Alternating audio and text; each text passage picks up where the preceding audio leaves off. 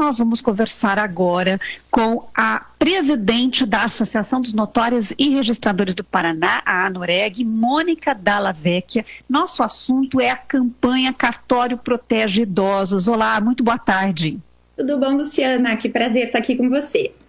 Muito obrigada. Essa entrevista está sendo transmitida em 95,5 FM, também no Twitter, no Facebook e também no YouTube da CBN Maringá.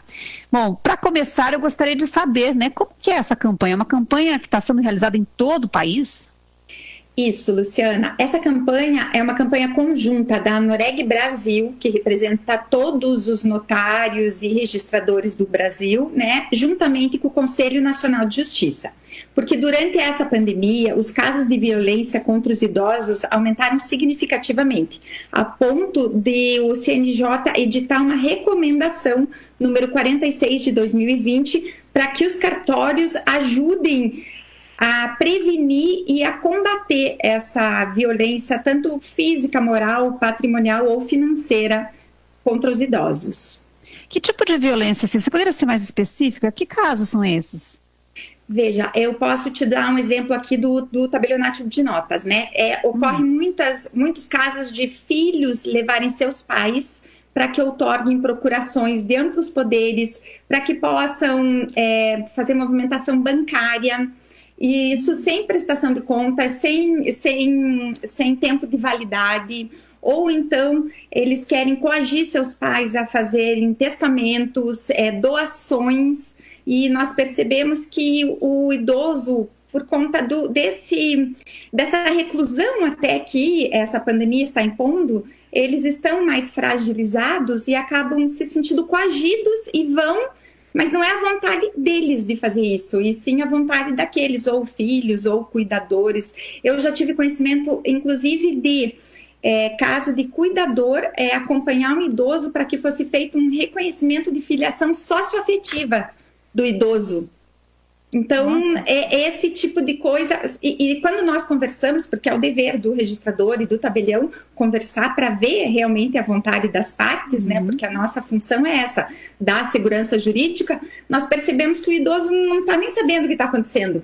Ele está com tanto medo e ele está sendo tão ameaçado ali, tão fragilizado, que ele nem sabe exatamente o que está acontecendo. E de que forma os cartórios podem protegê-lo? A forma de protegê-los é isso, é ficarmos atentos, e essa nossa função mesmo, dar a segurança jurídica a nós, ou nossos prepostos que estão ali conversando diretamente com as partes, ficarmos atentos, fazermos uma entrevista para ver se a vontade daquele ato é mesmo a vontade do idoso, ou é a pessoa que está ou acompanhando, que está forçando ele fazer esse tipo de documento público. Esclarecer também por meio das redes sociais, assim como das rádios estamos fazendo agora, que, por exemplo, os cartórios de protesto, eles não telefonam para as pessoas dizendo, olha, você está com o nome sujo na praça, você precisa depositar numa conta tal. Isso não existe.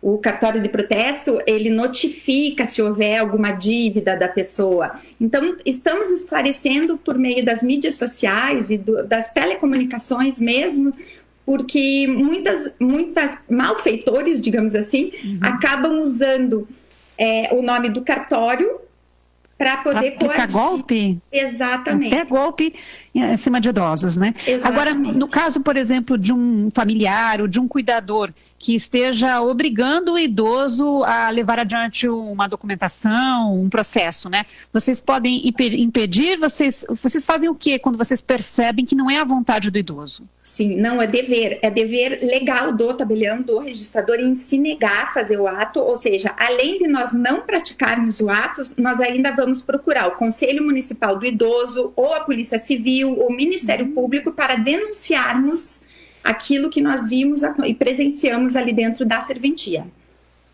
Mas são casos de idosos hipossuficientes? São idosos que dependem de um familiar e de um cuidador? Às vezes não é nem o caso de ser hipossuficiente, Luciana, por conta desse isolamento social. Existe aquela questão de de uma fragilidade emocional. Então, são pessoas, muitas vezes, até de bastante recursos, mas que estão fragilizadas por causa da pandemia, né? Daí isso acaba acontecendo. Agora, e vocês também orientam em relação, por exemplo, eu estava vendo aqui as informações desta campanha em relação ao idoso que não quer um determinado tratamento de saúde que é imposto pela família? Sim, existe uma escritura que chama-se Diretiva Antecipada de Vontade, em que o idoso, desde que ele esteja em suas plenas faculdades mentais, certo? E apto a fazer, ele pode declarar que ele não quer determinado acompanhamento ou alguma coisa evasiva que pode ser feita contra ele. Assim como ele pode dispor nesse documento também quem ele quer que cuide dele no caso de uma provável invalidez. Isso é possível que seja feito para com o idoso plenamente, mas repetindo, desde que percebamos que é a vontade dele, que ele está em plenas faculdades mentais para fazer isso. Bom, então o cartório se nega a dar andamento ao processo, comunica uma autoridade, a autoridade policial, e aí o caso vai ser apurado pela polícia, ou então pelo Conselho do Idoso, é isso? Isso, Ministério Público, exatamente. Além de nos negarmos a fazer o ato, ainda fazemos todas essas comunicações para que seja aferido efetivamente e, se comprovado, com certeza haverá uma instauração de algum processo penal para que a pessoa que está fazendo essa violência venha responder pelos seus atos. E vocês têm notado, então, um aumento desses casos? É possível até quantificar? Olha, é um pouco difícil eu quantificar para você, como um pouquinho antes nós estávamos conversando, de entrarmos no ar, né? O aumento, por exemplo, do pedido de informações de testamento nos cartórios de nota foi em até 70%. Mas percebemos, quando nós chamamos, né, para fazer entrevista, nós percebemos que quem pede as informações muitas vezes não foi o testador, mas foi algum parente, enfim, uma pessoa interessada naquela herança, e não a pessoa que efetivamente tinha vontade, e daí acaba não fazendo, né, o ato.